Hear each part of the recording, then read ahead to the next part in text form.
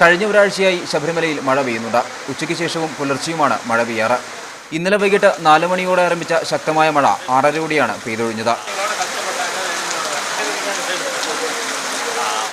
മഴ കനത്തതോടെ തീർത്ഥാടകർ വഴിയിൽ പലയിടത്തും തങ്ങി. പിന്നീട് മണിക്കൂറുകൾക്ക് ശേഷമാണ് അയ്യപ്പന്മാർ മല ചവിട്ടി തുടങ്ങിയത്. കയറി നിൽക്കാൻ ഇടമില്ലാത്തതിനാൽ ചന്ദ്രാനന്ദ റോഡ് വഴി എത്തിയ ഭക്തരാണ് ഏറെ ബുദ്ധിമുട്ടിലായത്.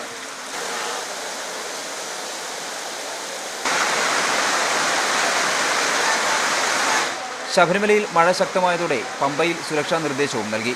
ത്രിവേണിയിൽ നിർത്തിയിട്ട വാഹനങ്ങൾ സുരക്ഷിത സ്ഥാനങ്ങളിലേക്ക് മാറ്റണമെന്നായിരുന്നു സുരക്ഷാ സേനയുടെ നിർദ്ദേശം. കൂടാതെ കക്കാട്ടാറിൽ ജലനിരപ്പ് ഉയർന്നതിനാൽ മണിയാർ അണക്കെട്ട് തുറന്നുവിട്ടതോടെ പമ്പാ നദിയിൽ കുളിക്കുന്നവർക്കും ജാഗ്രതാ നിർദ്ദേശം നൽകി. മഴ പെയ്ത് ചെളിയായതോടെ സന്നിധാനത്തും പരിസരത്തും വിരിവയ്ക്കാൻ സാധിക്കാതെ തീർത്ഥാടകർ ബുദ്ധിമുട്ടിലായി.